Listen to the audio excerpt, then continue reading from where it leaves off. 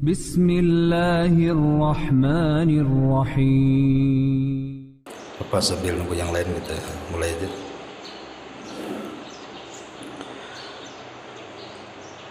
Bismillahirrahmanirrahim. Assalamualaikum warahmatullahi wabarakatuh.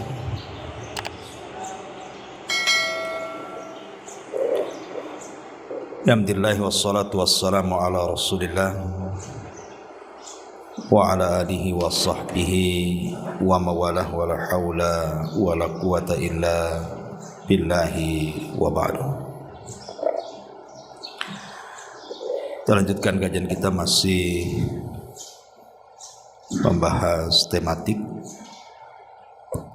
dan pembahasan di pagi hari ini. Kita akan membahas tentang 3 hari yang menentukan keselamatan seseorang di dunia dan juga akhirat. Saya petik tema ini dari surah Maryam ayat 33. Diambil dari perkataan Isa ibnu Maryam, di mana Allah Subhanahu wa taala mengatakan, wassalamun alayya yauma wulidtu wa yauma amutu wa yauma ub'atsu hayya. Dan keselamatan semoga dilimpahkan kepadaku pada hari kelahiranku, pada hari di mana aku diwafatkan, dan pada hari di mana aku dibangkitkan kembali. Inilah 3 hari yang menentukan keselamatan manusia: hari tatkala dilahirkan, hari tatkala diwafatkan, dan hari tatkala dibangkitkan. Ma'asyiral muslimat yang dimuliakan Allah Subhanahu wa taala, kita tahu bahwa syaitan tidak mungkin membiarkan anak turunan Adam itu selamat dari 3 hari ini. Hari saat dilahirkan, saat diwafatkan, dan saat dibangkitkan. Tetapi syaitan itu hanya bisa mendatangi 2 hari saja. Hari saat dilahirkan, maka setan akan hadir di situ. Dan yang kedua, hari saat kita diwafatkan, maka setan pun akan hadir di situ. Tetapi saat hari dibangkitkan, maka setan sudah tidak ada hubung kait dengan kita, dan kita pun tidak ada hubung kait dengan setan. Bahkan Allah Subhanahu wa taala menyebutkan tentang khutbah syaitan pada hari kiamat, sebagaimana Allah katakan, wa qala asyaitanu lamma qudiyal amru innallaha wa'adakum wa'dal haqq wa wa'adtukum fa akhlaftukum wa ma kana li 'alaikum min sultan illa an da'autukum fastajabtum li fala talumuni walumu anfusakum ma ana bimusrihikum wa ma antum bimusrihi inni kafartu bima asyraktumuni min qablu innadh dhalimina lahum adzabun alim. Dan berkatalah syaitan tatkala perkara hisab telah diselesaikan, sungguh Allah telah menjanjikan kepada kalian janji yang benar, dan aku pun telah menjanjikan kepada kalian, tetapi aku menyalahinya. Sekali-kali tidak ada kekuasaan bagiku terhadap kalian, melainkan sekedar aku menyeru kalian lalu kalian mematuhi seruanku. Oleh sebab itu janganlah kalian mencela diriku, akan tetapi celalah diri-diri kalian. Aku sekali-kali tidak dapat menolong kalian, dan kalian pun sekali-kali tidak mungkin menolongku. Sesungguhnya aku tidak membenarkan perbuatan kalian mempersekutukan aku dengan Allah sejak dulu. Sesungguhnya orang-orang zalim itu mendapatkan siksa yang pedih. Dari ayat ini, maka pada hari dibangkitkan kelak manusia sudah tidak ada hubung kait antara syaitan dengan kita, karena masing-masing akan berlepas diri, sebagaimana dalam surah Al-Baqarah ayat 166, ittabarra alladhina tubi'u minal ladhina taba'u wa ra'awul adzaba wa taqatta'at bihimul asbab. Ketika orang-orang yang diikuti itu berlepas diri dari orang-orang yang mengikutinya, dan mereka melihat siksa Allah di hadapannya, dan ketika segala hubungan antar mereka terputus sama sekali. Berarti dari sini yang ada hubung kait kita dengan syaitan, dan syaitan juga berhubungan dengan kita adalah di 2 hari saja. 2 hari saat kita dilahirkan dan saat kita diwafatkan. Bagaimana caranya supaya kita selamat dari 2 hari tersebut? Tentu untuk menentukan keselamatan hari dibangkitkan, kita akan bahas satu persatu. Ma'asyiral muslimat yang dimuliakan Allah Azza wa Jalla, adapun dalil yang menunjukkan bahwa syaitan hadir saat kelahiran kita, itu disebutkan dalam hadis yang dikeluarkan Imam Muslim. Nabi SAW mengatakan, ma min mauludin yuladu illa nakhussuhu syaitan fayastahillu sarikhan min nakhsati syaitani illa ibna Maryam wa ummahu. Tidak ada seorang bayi pun yang terlahir tanpa mendapatkan tusukan dari syaitan, sehingga bayi itu menangis keras karena tusukan itu, kecuali 2 bayi, Maryam dan juga putranya Isa bin Maryam. Dan juga disebutkan dalam hadis Bukhari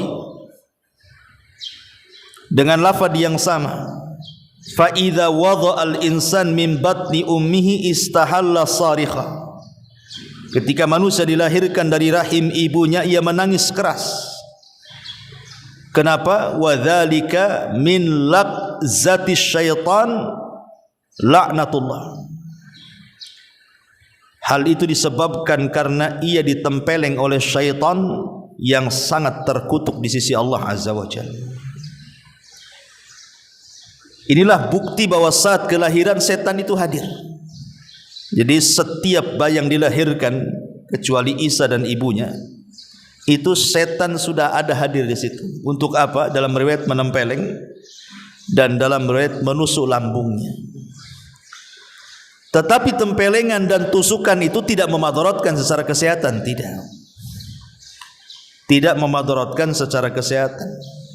Tetapi itu simbol bahwa syaitan sudah mulai menabuh genderang perang saja, bahwa aku ini musuhmu. Maka disebutkan oleh para ulama, kenapa syaitan itu hadir saat kelahiran. Kita tahu Bu,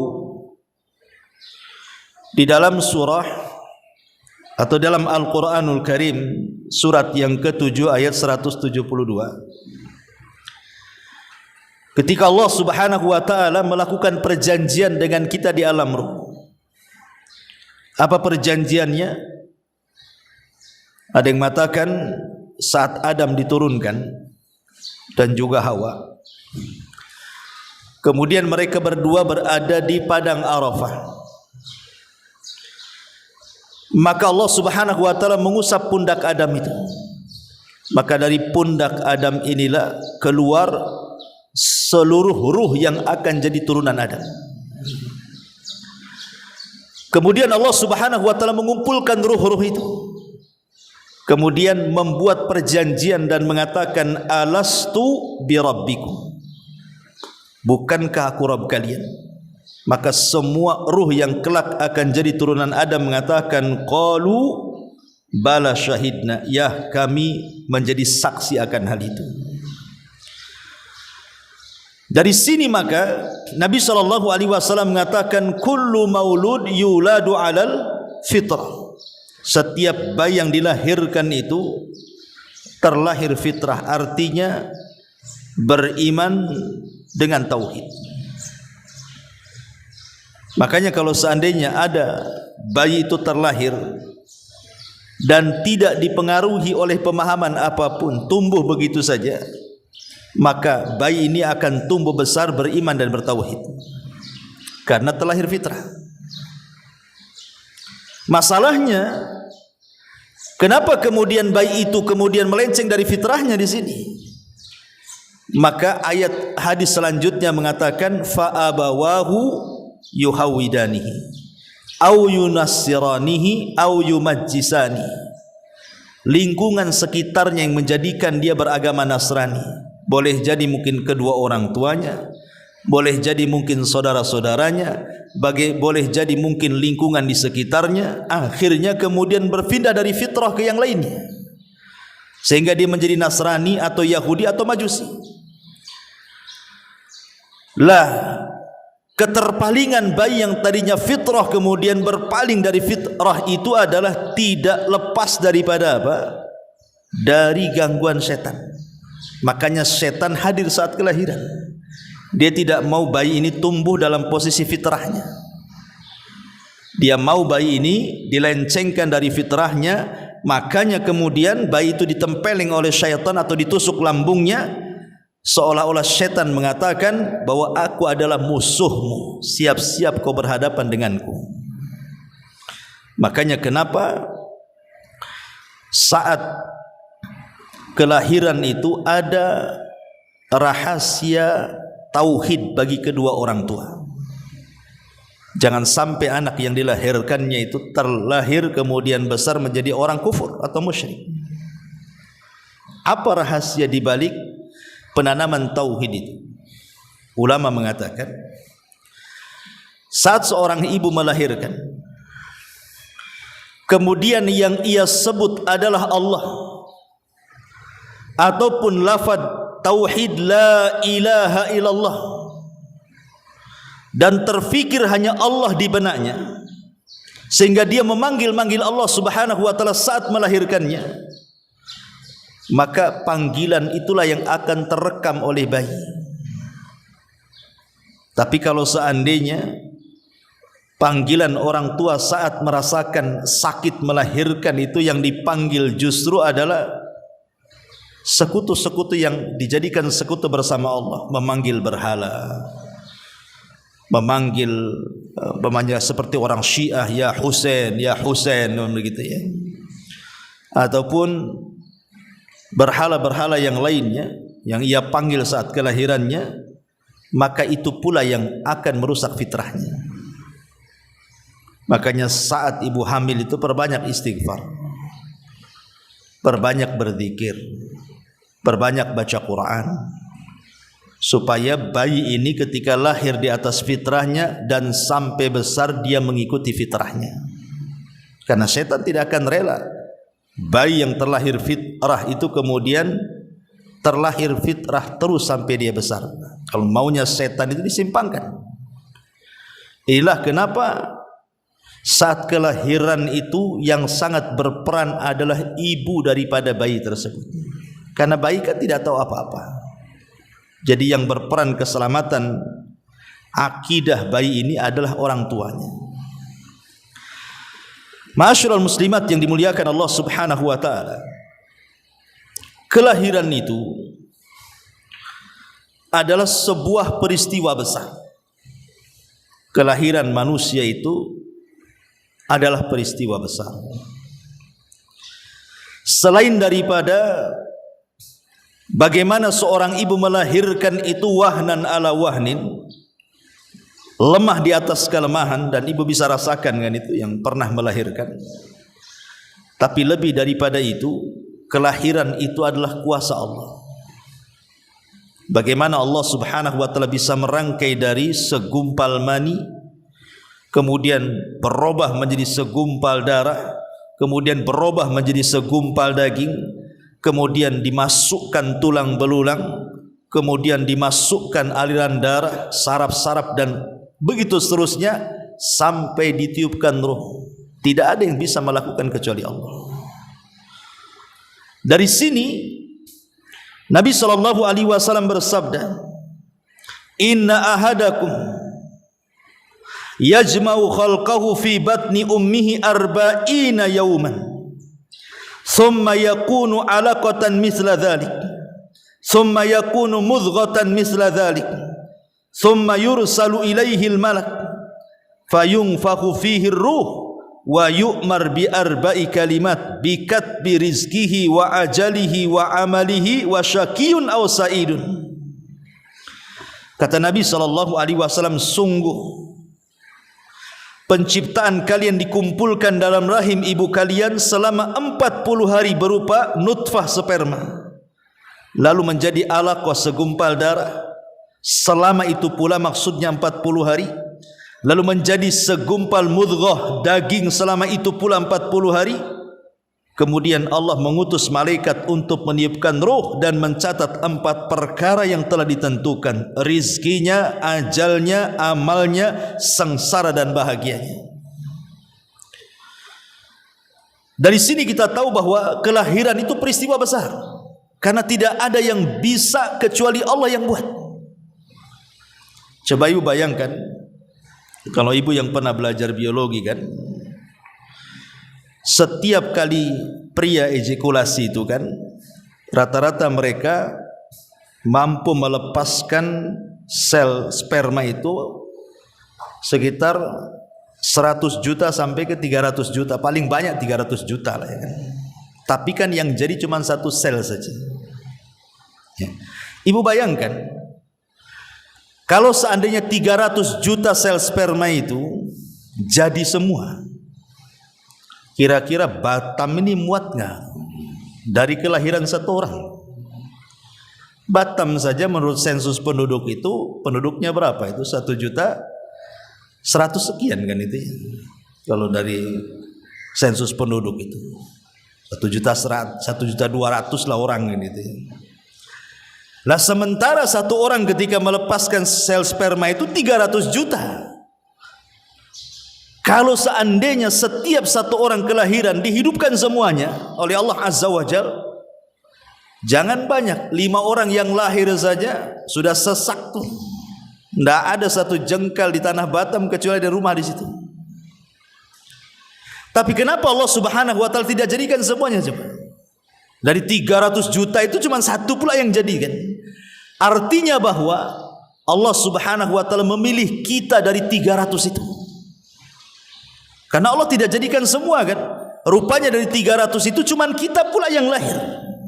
Berarti kita ini dipilih Allah dari 300 itu. Dan ini nikmat yang luar biasa yang harus kita syukuri. Kita tidak diwafatkan atau tidak sama sekali dijadikan oleh Allah, tapi Allah jadikan kita.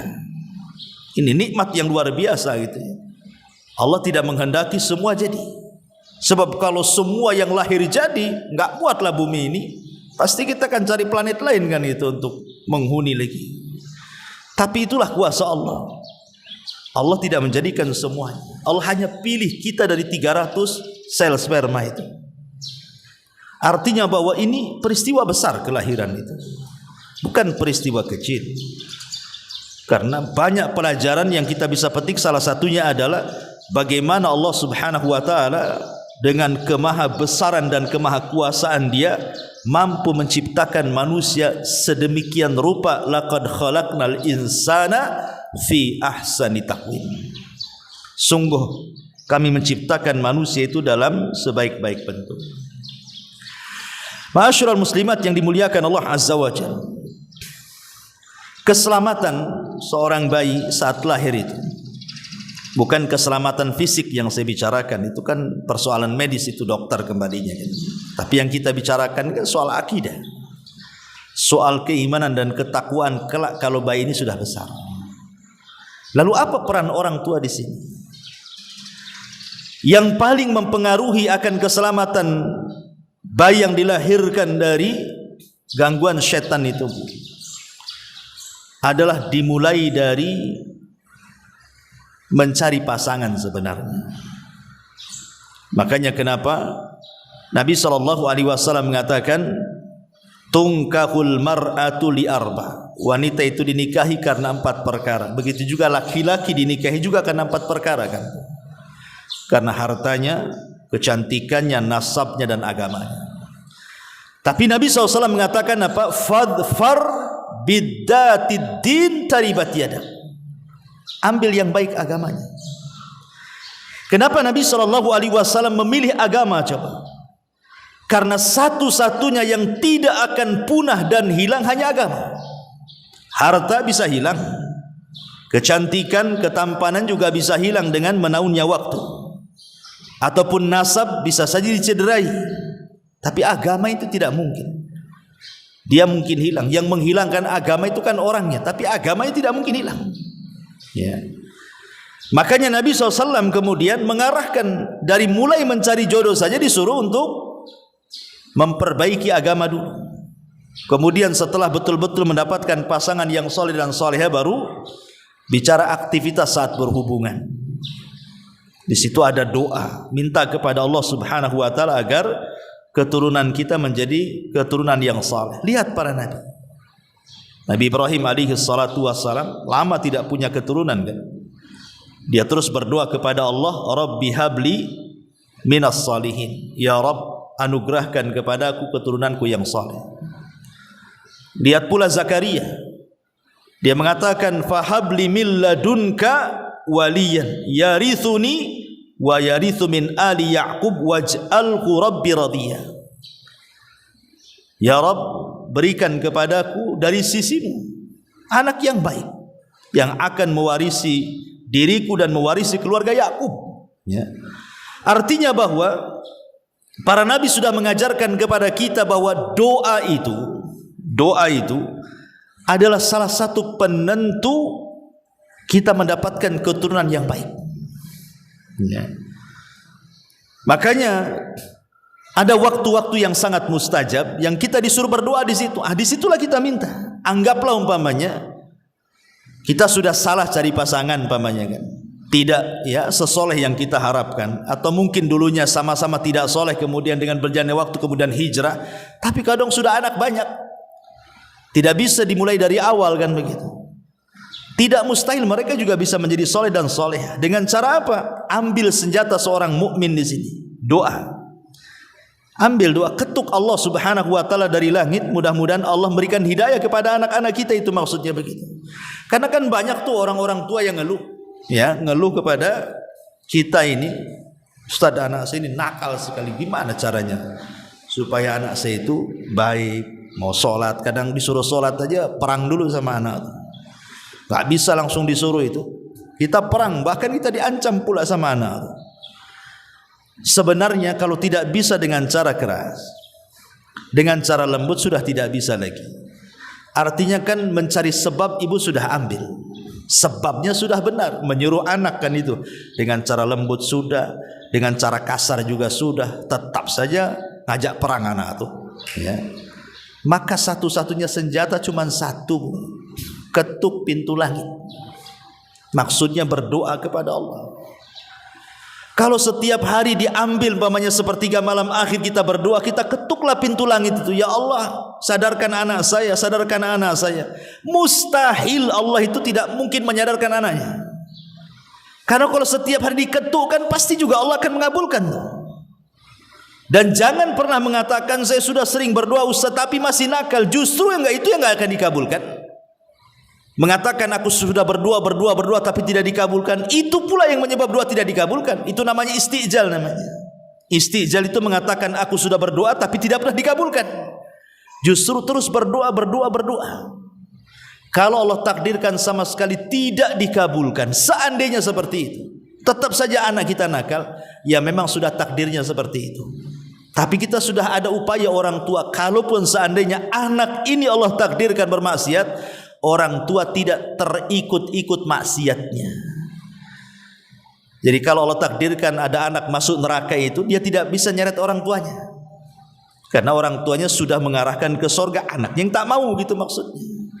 Tapi kalau orang tuanya biarkan saja kan begitu, ya jelas justru anak harusnya menyeret orang tua ke surga, malah pula yang dia banyak amalan surga keseret pula ke neraka gara-gara kasus anaknya tuh.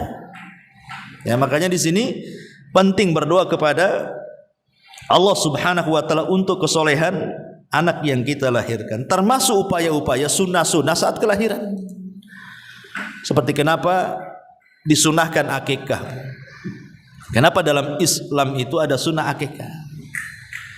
Karena dalam akikah itu salah satunya adalah untuk menghindarkan dari gangguan syaitan. Ingat ketika kisah Ibrahim alaihi salatu wassalam saat hendak menyembelih putranya Ismail. Syaitan berusaha menggagalkan. Apa kata syaitan? Ya Ibrahim, atadbahu ibnataka li ajli ru'ya? Ibrahim, apakah engkau akan menyembelih putramu gara-gara mimpi? Yang benar saja, kau kan mimpi saja, ngapain kamu mau sembelih anakmu? Itu mimpi. Tapi Ibrahim berusaha melawan waswas syaitan, kemudian dilemparnya dengan 7 batu. Akhirnya kemudian Ibrahim betul-betul menyembelih Ismail. Apa yang terjadi? Allah Subhanahu wa taala firmankan, wa fadainahu bidzibhin azim. Kami ganti Ismail dengan sembelihan besar, maksudnya kambing gibas. Kemudian Ismail tidak jadi disembelih, kambing itulah yang disembelih. Artinya bahwa penyembelihan Ibrahim terhadap kambing itu setelah berhasil dari apa? Godaan syaitan tuh. Akhirnya dia menyembelih kambing dalam rangka mendekatkan diri kepada Allah.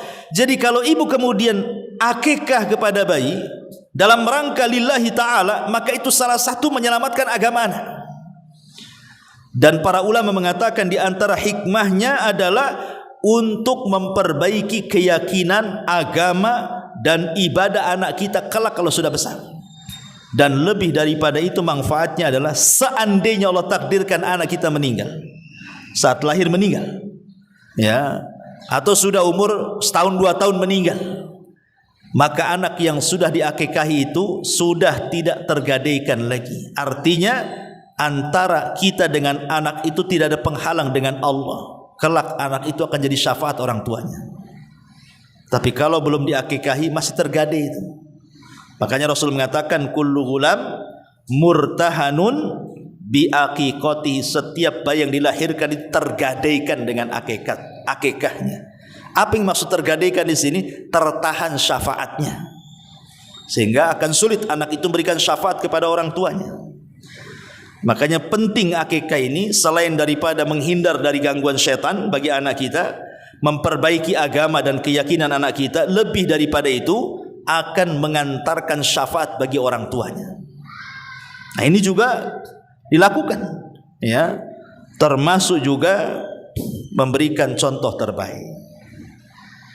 Tidak bisa seseorang itu mendidik anak tapi kita tidak bisa mencontohkan yang baik. Nak sholat tapi orang tua tak sholat, bagaimana caranya?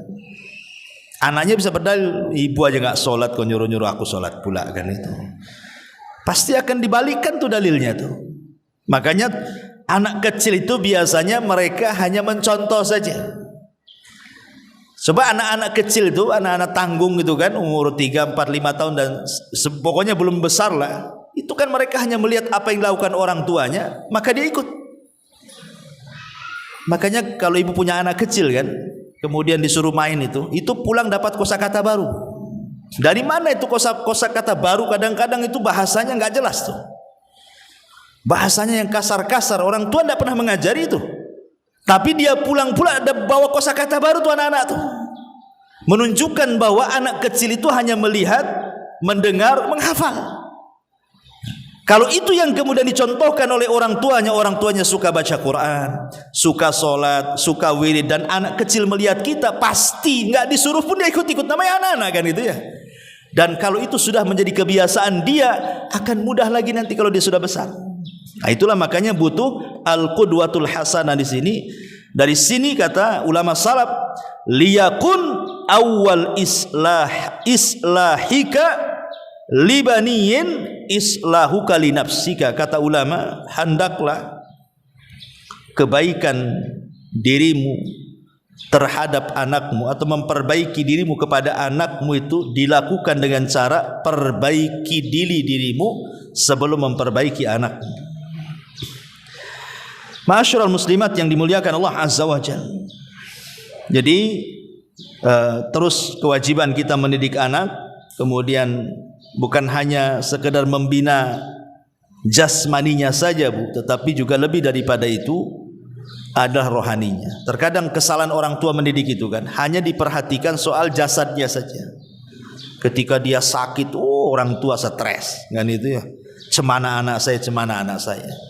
Ketika anak kita belum makan itu, satu hari dicari dia belum makan, ya, kasihan kan itu. Ketika tidak punya pakaian, sibuklah carikan pakaian. Ketika jatuh saja khawatirnya luar biasa. Hilang satu hari saja udah cemas luar biasa. Apa hanya sebatas itu kasih sayang orang tua memperhatikan jasad anak? Tidak. Lebih daripada itu, hendaklah rohaninya. Iman, takwa, akidah, itulah yang ditanamkan sejak kecil. Dan itu kita bisa dilihat dari kasusnya Luqmanul Hakim kepada putra-putranya. Apa nasihat disebutkan dalam surah Luqman itu? Allah mengatakan, ya bunayya la tusyrik billahi inna syirka la zulmun azim. Wahai anakku, janganlah sekutukan Allah dengan menyekutukan Allah, sesungguhnya kesyirikan itu adalah kezaliman yang sangat besar. Ini yang pertama.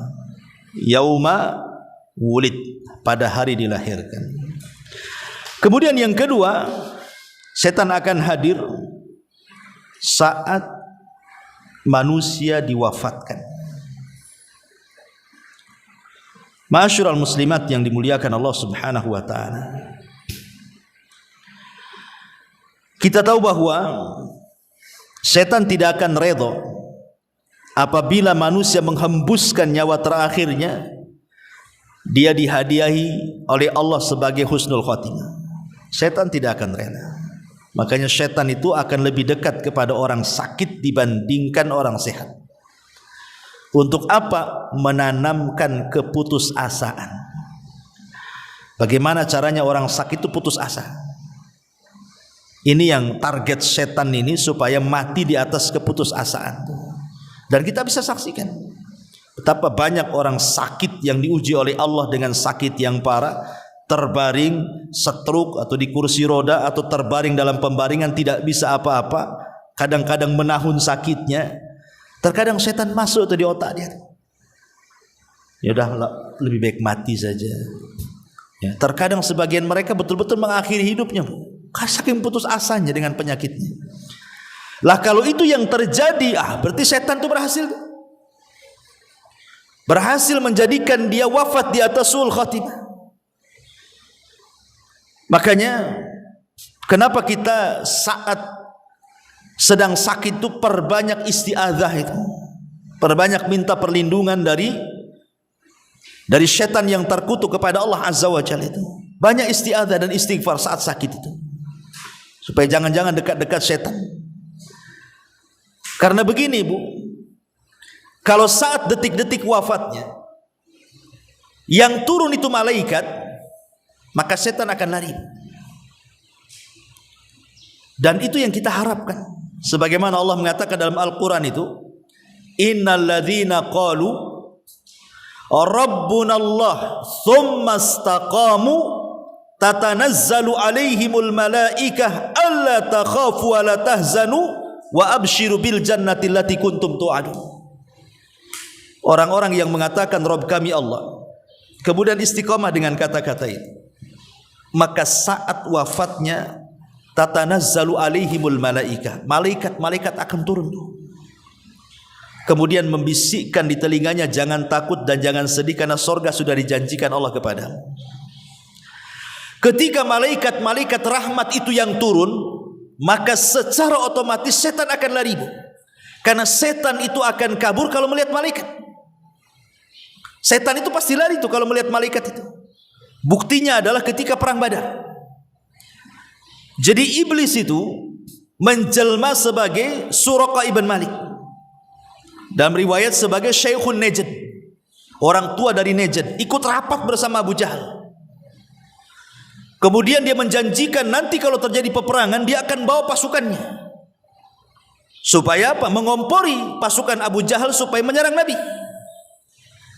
Ketika Abu Jahal terkompor dengan iblis ini, bahwa iblis akan membawa bala tentaranya membantu Abu Jahal dan pasukannya. Ketika betul-betul terjadi perang Badar, apa yang terjadi, Bu? 5.000 malaikat turun, dipimpin Jibril.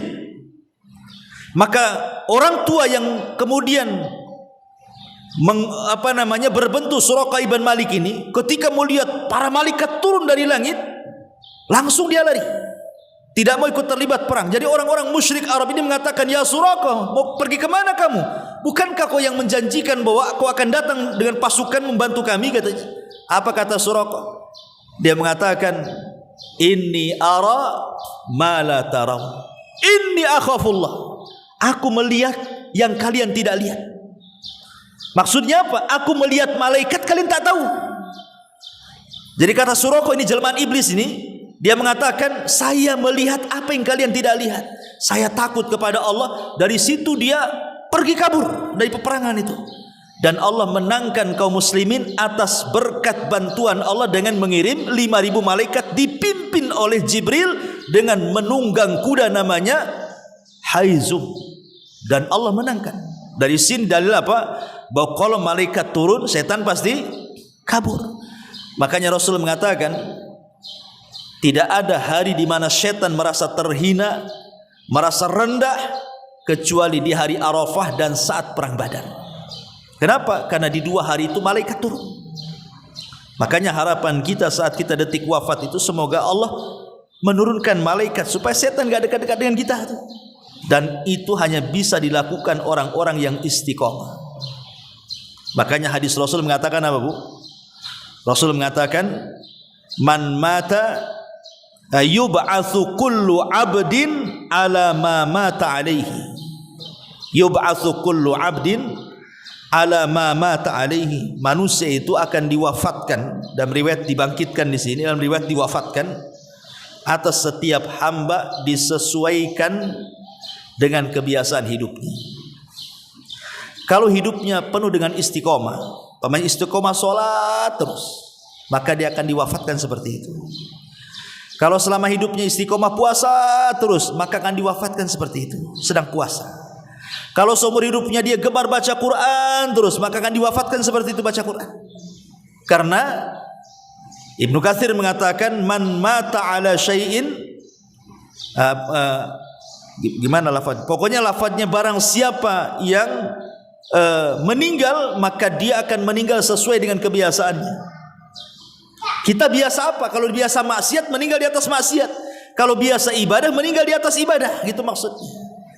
Makanya hanya orang-orang yang istiqomah itulah yang tatanazzalu alaihimul malaikah. Malaikat akan turun. Yang istiqomah ini, istiqomah mungkin istiqomah di sholat sunnahnya, istiqomah di puasa sunnahnya, istiqomah di istighfarnya, istiqomah di zikirnya, istiqomah di baca Qur'annya, istiqomah dimanapun dari segi ibadah. Maka disitulah yang akan menolong kita menentukan keselamatan saat kita wafat itu. Karena kalau malaikat yang turun, setan pasti pergi, gak akan dekat-dekat kita. Tapi kalau sudah tidak istiqomah, lihat Allah mengatakan dalam Quran, dalam surah Asy-Syu'ara ayat 223, 221 sampai 223. Allah mengatakan apa? Hal unabbiukum ala man tanazzalu syayatin, tanazzalu ala kulli affakin athim. Maukah aku habarkan, kata Allah, setan-setan itu turun untuk siapa? Setan-setan turun itu kemana? Kepada siapa? Maka Allah jawab, tanazzalu ala kulli affak. Setan-setan itu turun kepada setiap orang yang suka banyak dusta, maksudnya para dukun dan tukang-tukang sihir. Kemudian athim, para pendosa, ahli maksiat, ya. Jadi setan itu akan turun kepada ahli maksiat. Jadi kalau seandainya setiap hari dia gemar bermaksiat, maka saat sakaratul maut yang turun bukan malaikat, setan tuh. Ya, setan itulah yang kemudian menjadikan dia suul khatimah. Tapi kalau dia istiqomah di atas ibadah, yang turun malaikat, setannya pergi. Tinggal milih tuh. Ya. Kita disuruh memilih setan yang turun saat sakaratul maut ataukah malaikat yang turun saat sakaratul maut. Kita tinggal milih. Kalau ingin istiqomah di atas ibadah, maka malaikat akan turun. Tapi kalau istiqomah di atas perbuatan dusta dan perbuatan dosa, maka Allah katakan tanazzalu ala kulli afakin athim. Maka setan akan turun kepada para pendusta dan juga para pendosa, ahli maksiat. Dari sini kalau kita melihat sejarah ulama-ulama salaf itu, mereka sangat takut luar biasa dengan suul khatimah. Sangat takut luar biasa.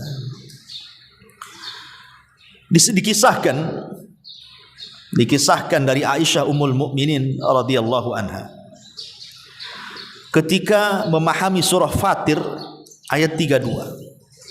Jadi Ummul Mukminin Aisyah radhiyallahu anha membacakan ayat, "Tsumma awrathnal kitaba alladziina istafaina min ibadina faminhum zalimun li nafsi wa minhum muqtasid wa minhum sabiqun bil khairati biidznillah."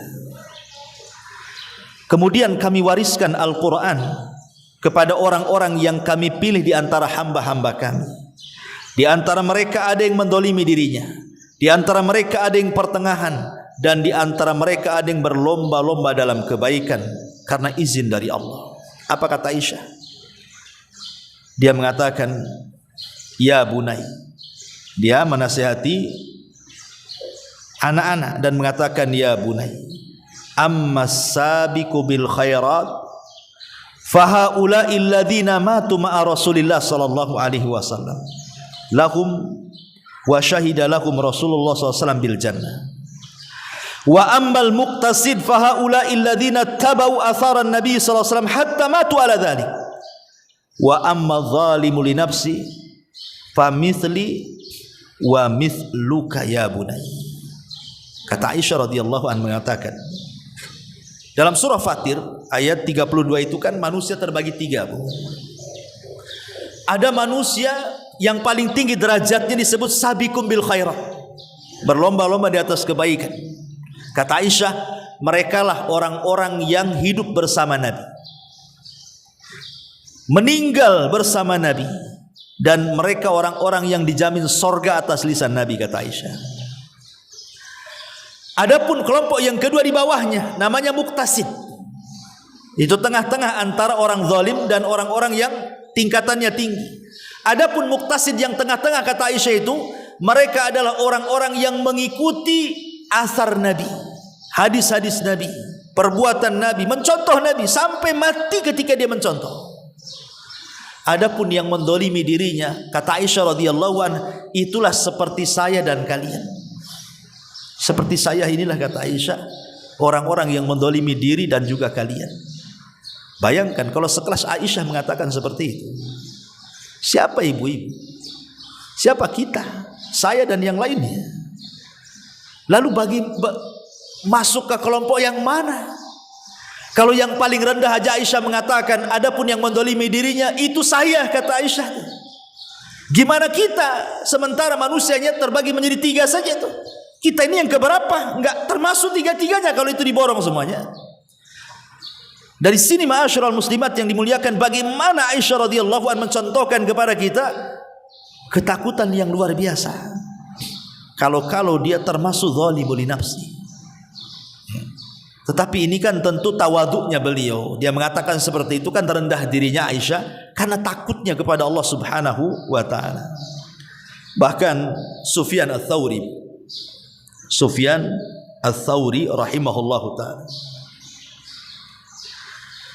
Jadi dia berdialog dengan Hammad ibn Salamah. Sufyan Ats-Tsauri ini berdialog dengan Hammad ibn Salamah. Ketika itu Sufyan Ats-Tsauri sedang sakit parah. Ya, Sufyan Ats-Tsauri itu sedang sakit parah. Lah Hammad ibn Salamah ini memuji Sufyan Ats-Tsauri dan mengatakan kepada Sufyan Ats-Tsauri, apa yang kau akan takutkan wahai Sufyan? Engkau ini seorang alim, engkau seorang ahli ibadah. Seandainya kau mati, kau akan dapat tempat yang indah di sisi Allah, kata Hamad bin Salamah. Maka Sufyan Ats-Tsauri mengatakan, as'aluka billah ya Hamad, atadhunnu anna mithli yanju minan nar?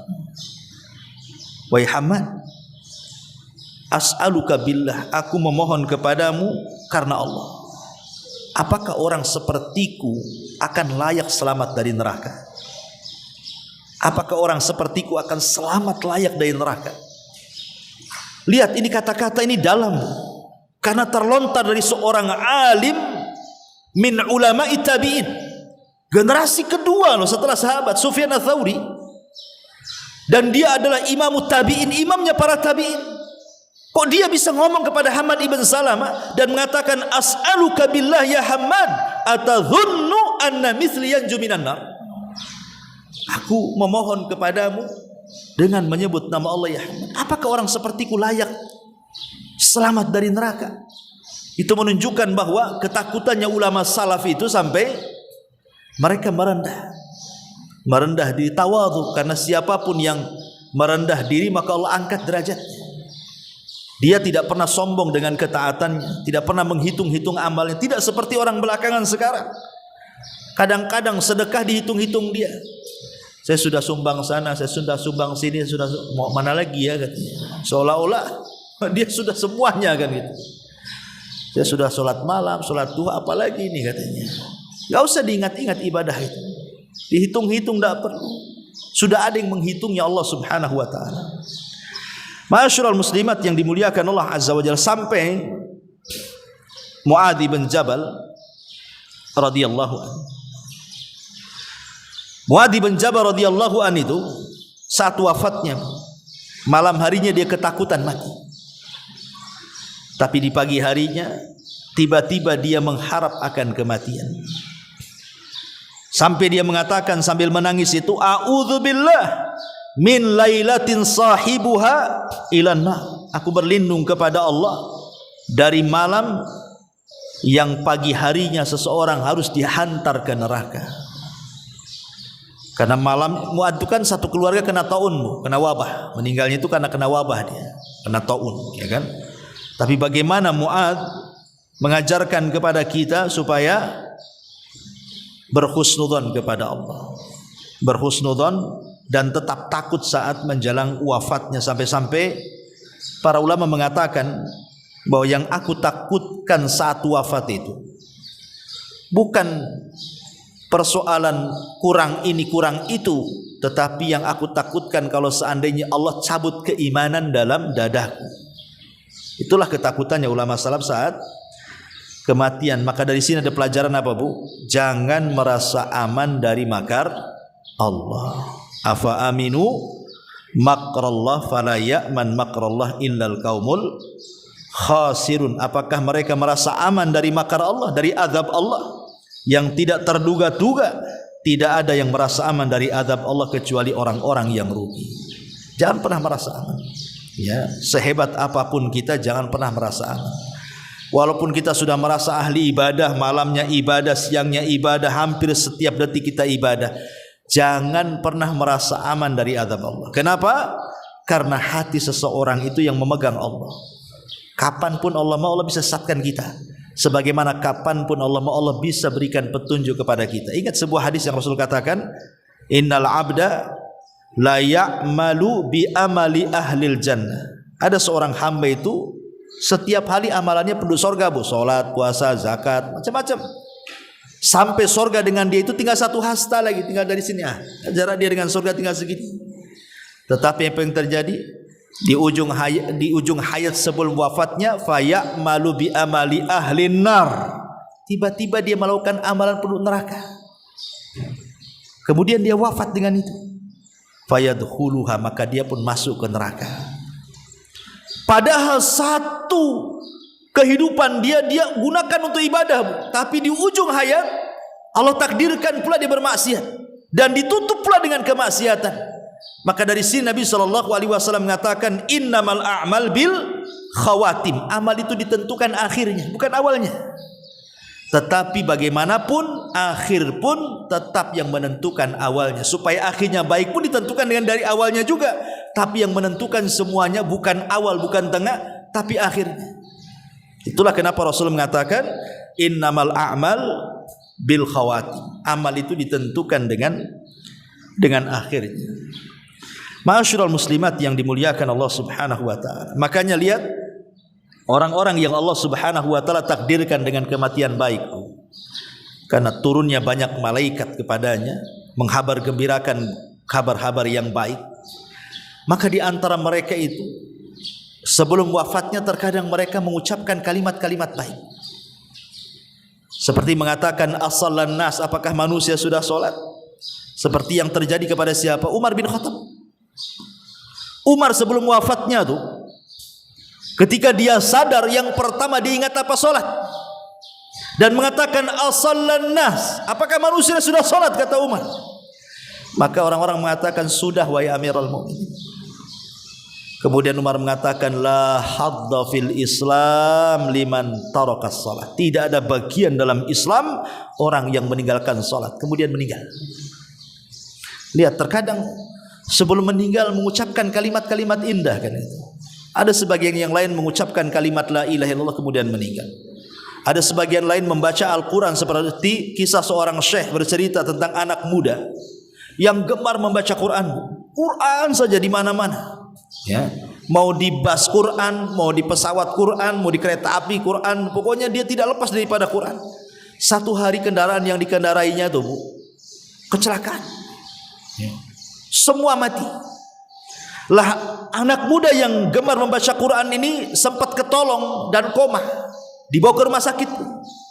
Ini syekh ini sampai bersaksi demi Allah katanya, aku tidak pernah melihat anak muda yang saat wafatnya seindah dia katanya. Kemudian saya ini bercerita, kenapa wahai syekh ditanya? Karena saat wafatnya, sebelum wafatnya dia mengulang-ulang surah An-Najm. Wan najmi idza hawa ma dhalla sahibukum wa ma ghawa wa ma yantiqu anil hawa in huwa illa wahyun yuha. Kemudian dia meninggal. Di kalimat wa ma yantiqu anil hawa, tidaklah Muhammad itu mengucapkan dari hawa nafsunya. In huwa illa wahyun yuha, melainkan wahyu yang diwahyukan kepadanya. Maksudnya Quran. Dia meninggal dalam kalimat ini. Ya, jadi itulah kalau malaikat yang turun, macam-macam ekspresi orang meninggal. Itu ada yang tersenyum, ada yang kemudian penuh dengan keringat di dahi, dan itu ciri-ciri husnul khatimah. Dan begitu seterusnya. Tapi kalau setan yang turun, macam-macam juga tuh. Orang wafat tuh. Ada yang dikomakan gak mati-mati, tersiksa hidupnya. Ada yang kemudian nyerocos tidak jelas, ditalkin la ilaha illallah, malah mengatakan kafartu bima taqul, aku kufur dengan yang kau ucapkan. Ada juga yang mengatakan seperti itu. Seorang syekh bercerita, jadi ada anak muda sedang sakaratul maut, dia ahli maksiat anak muda ini. Ditalkin sama seorang alim, ya fulan qul la ilaha illallah. Wahai fulan, katakan la ilaha illallah. Apa kata dia? Kafartu bima taqul, aku kufur dengan kalimat itu katanya. Kemudian dia meninggal. Sampai seperti itu menolak kalimat itu. Padahal tidak ada satupun kalimat yang mampu diucapkan orang sedang sakaratul maut kecuali la ilaha illallah. Tidak ada. Sebutkan kalimat apa yang mudah diucapkan orang sakaratul maut kecuali kalimat la ilaha illallah. Hanya itu yang bisa diucapkan orang sedang sakaratul maut. Tapi betapa banyak orang yang tidak sanggup mengucapkannya, apalagi yang lain. Ya, kadang-kadang aneh nih, orang sedang sakaratul maut diajak ngobrol, apa yang diajak ngobrol, udah mau mati. Ya, ditalkin dengan la ilaha illallah. Ya. Ma'asyiral muslimat yang dimuliakan Allah azza, dan banyak lagi kisah-kisah para sahabat ya, dan juga para tabi'in, bagaimana saat wafat mereka wafat di atas husnul khatimah. Artinya inilah hari kedua supaya kita selamat dari setan saat kematian, karena setan lebih dekat minta kepada Allah agar yang turun para malaikat, dan itu dengan cara beristiqomah di atas ibadah. Dan yang terakhir tentu wa yauma ub'atsu hayya, saat kita dibangkitkan. Dan keselamatan saat dibangkitkan itu ditentukan saat kita dilahirkan dan saat kita diwafatkan. Kalau saat kita dilahirkan betul-betul kita dididik oleh orang tua kita sampai kita dewasa, kemudian balik, kemudian amal kembali kepada kita, kemudian saat diwafatkan Allah takdirkan husnul khotimah, maka itu menentukan saat kita dibangkitkan. Kalau baik di dunia, maka dibangkitkan pun dengan cara baik, karena ad-dunya mazra'atu lil akhirah. Dunia ini tempat bercocok tanam kehidupan kita di akhirat. Kalau kita menanam kebaikan, kita menuai kebaikan. Kalau kita tanam keburukan, kita pun akan menuai keburukan. Wa man ya'mal mithqala dzarratin khairan yarah wa man ya'mal mithqala dzarratin syarran yarah. Wallahu a'lam bissawab. Saya kira ini Bu untuk tema. Karena kalau kita habiskan nanti ada tanya jawab waktunya. Taib, kita buka tanya jawab, mungkin 1-2 pertanyaan, silakan.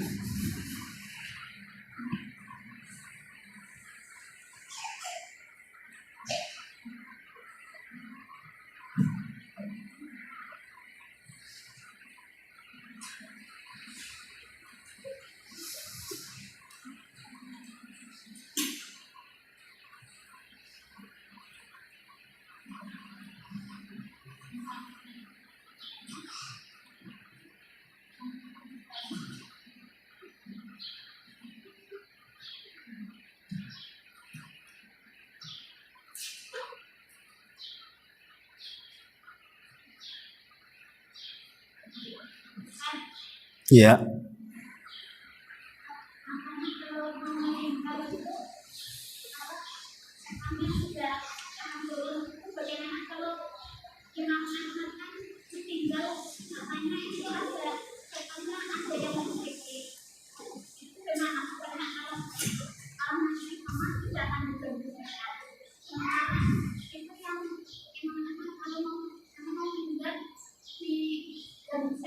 Iya. Ya, alhamdulillah. Semua orang akan diganggu setan. Mau ulama, mau siapapun, saat kematian itu akan diganggu setan, kecuali nabi. Kecuali para nabi, karena mereka maksum. Ya. Tetapi orang-orang yang beriman, sehebat apapun setan mengganggunya, maka tidak akan bisa diganggu orang yang beriman itu. Maka Imam Ahmad saat dia tidak sadarkan diri, kemudian dia mengigau. Ya, mengigau. Saat sadar ditanya sama anaknya igauannya itu. Rupanya Imam Ahmad bercerita bahwa dia didatangi setan. Kemudian diajak murtad. Disuruh masuk Nasrani, disuruh masuk Yahudi. Tapi mendengar la, tidak mau. Ya, sampai akhirnya dia sadar, kemudian dia meninggal di atas la ilaha illallah. Ya. Jadi bukan masalah siapa orangnya, tetap setan akan datang saat kematian. Sebagaimana setan datang saat kelahiran. Karena setan tidak mau orang mati itu husnul khotimah, paling pantang, karena setelah kematian tidak ada lagi harapan bagi setan mengganggunya. Kalau orang sudah mati, setan nggak mungkin mengganggu, karena sudah terputus hubungan dia dengan setan. Jadi kesempatan terakhir setan itu mengganggu orang itu ya ketika sakaratul maut, karena habis itu tidak ada lagi kesempatan. Makanya bagaimana setan berusaha untuk supaya orang itu dibuat putus asa. Makanya lihat orang sakit ibu, ketika dia sehat, dia tahu akidah yang benar, tidak boleh datang ke dukun, tidak boleh datang ke ini ke itu. Tapi kalau sudah sakit parah bu, kadang-kadang akidah itu hilang. Udahlah, bawa saya ke dukun, yang penting sembuh, gitu kan? Padahal ketika dia tahu ke dukun itu haram, ke dukun itu syirik. Tapi orang sakit itu kadang-kadang menghilangkan akidah. Walaupun ketika saya tahu dia hukum datang ke dukun tak boleh, kalau ketika sakit hilang tuh semuanya. Udah nggak apa-apa, saya nggak tahan, tolong bawa aja ke dukun sana, karena mendengar mungkin dukun anu bisa menyembuhkan itu. Nggak peduli itu, yang penting sembuh. Ya, itulah pandainya setan tuh di situ. Dia diangan-angani bahwa terkadang sengaja ada orang datang menceritakan tentang perobatan dukun ini bagus-bagus, kerekamlah sama orang sakit. Akhirnya minta dibawa ke tempat itu. Iya kalau sembuh, kalau mati kan habis tuh amalannya. Dia terlampau berjudi bahasa kita kan gitu. Ya kalau dapat untung, kalau tak dapat ya buntung lah kan itu. Harusnya seorang muslim tidak demikian. Kalau itu tahu haram ya haram, tidak boleh, bersabar saja kan itu. Wallahu a'lam. Ya.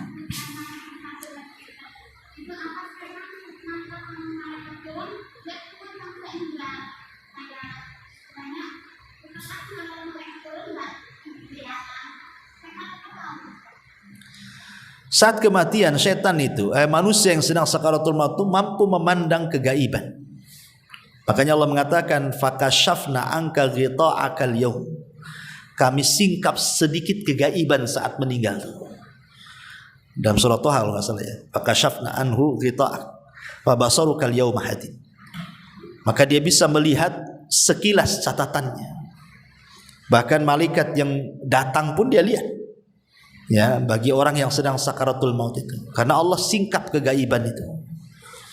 Tapi bagi orang-orang yang di sekitarnya tidak tahu. Yang tahu hanya merasakan yang sedang sakaratul maut saja. Ya, wallahu a'lam. Ya.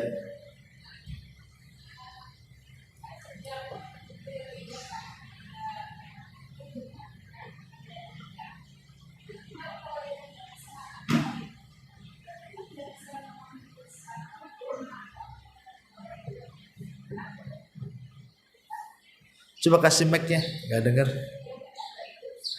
Hah? Nggak hidup? Atau disambung lidahnya? Yang depan nih. Ya agak maju aja Bu, apa?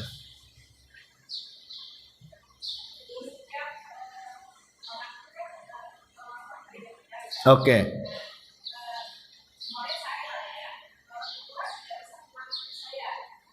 Orang tua tidak bisa mendidik.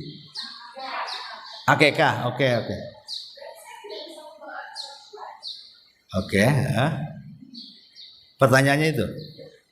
Iya, akikah ini kembali kepada hukum. Hukum akikah ini wajib atau sunnah muakkadah. Itu dulu. Ya, ada yang mengatakan wajib bagi yang mampu. Ada yang mengatakan sunnah muakkadah. Tapi yang jelas bahwa seandainya pun pendapatnya wajib, tetapi di situ tidak wajib mutlak, tapi wajib bagi yang mampu. Maksudnya orang tuanya kalau mampu kok tidak mengakikahi itu salah, karena dia mampu. Tapi kalau sama sekali nggak mampu, ya nggak salah, namanya nggak mampu, kan wajib bagi yang mampu. Berarti anak itu sudah tidak ada hubung kait dengan tergadaikan, karena nggak mampu, macam mana? Tetapi ada syariat lagi, ulama membolehkan bagi anak yang mungkin dulunya belum diakikahi, dia minta izin sama orang tuanya, atau tanya dulu waktu saya kecil diakikahi enggak ya? Kata bapaknya, boro-boro makan sulit, beli kambing pula katanya. Kata orang tuanya, ya saya izin lah, umpamanya gimana kalau saya beli kambing, saya akikahi sendiri. Kata orang tuanya, enggak apa-apa. Ya itu kalau orang tuanya baik. Kalau nggak baik, daripada beli kambing sini, bagus beli motor untuk saya katanya. Ya kalau seandainya dia mengizinkan akikah dia sendiri nggak apa-apa, untuk melepaskan gade tadi, tapi minta izin sama orang tua. Kalau orang tuanya masih hidup. Ya kalau orang tuanya nggak hidup, ya nggak apa-apa, kita akikah diri sendiri saja dalam rangka birrul walidain, berbuat baik kepada orang tua yang dulu belum akikah, saya akikah sendiri. Kalau orang tua udah nggak ada kan, minta izin sama siapa? Tidak mungkin datang ke kuburan.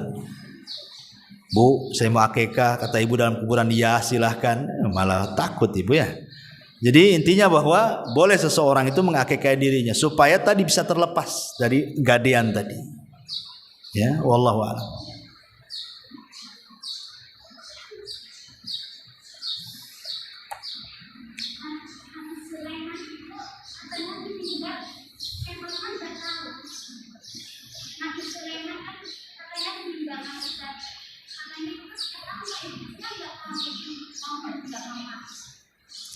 Iya, Nabi Sulaiman meninggal, setan mah nggak tahu, karena nggak tahu yang gaib, setan itu.